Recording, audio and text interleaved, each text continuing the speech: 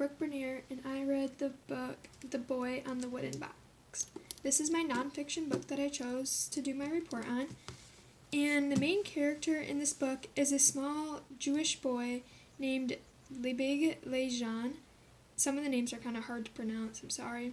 And he had a lot of older siblings, but mainly they talk about the two older brothers named Tazalig and David. He was born in a small town in Zarwicka, which is a rural village near Poland, and it's also next to the border of another country, I don't really remember.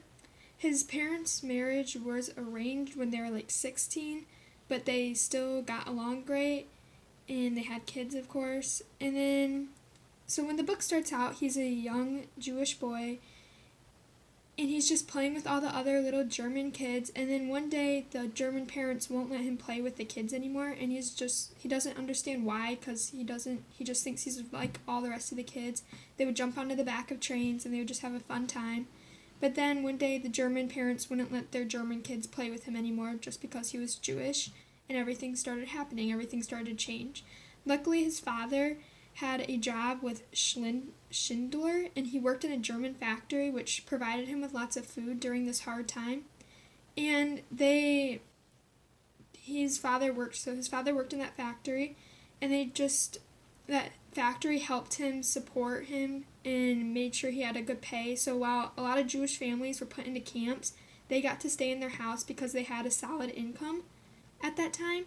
But later on in the book, it got harder for him to keep on making money and to get food, so they did have to move in with other Jewish families in small cramped apartments where they had to share a community bathroom, and it just was not very nice. But luckily his dad still had this job with the Germans, which helped tremendously at these hard times. They got a little bit of food and just a tiny little bit of money, and they still managed. Later in the book, the family was split up into two separate camps, one for the more weak and one for the more strong. So his dad and him were separated, and he was with his mother. And Schindler hired a few other family members of theirs, and that really helped them because it gave them more food that they could take and a little bit more income. And at one point, one of his older brothers decided that he was just being a burden to his family. He was just having too much, he just decided to leave and go find employment elsewhere, so he went on a journey, and they just never heard from him again, and they think that he died along the journey or he was killed along the journey, which is not very good.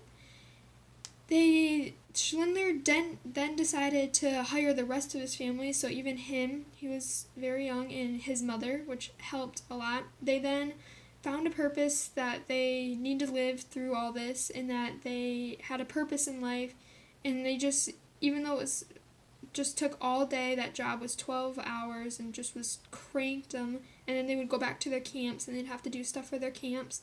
But in the end, they just thought it was more of a purpose to live, and they made it through, and then later on they were let out, and now Lebig Lejan tells these stories to his children in hopes they will be passed on in further generations. And so that was my book, The Boy on the Wooden Box. Thank you very much.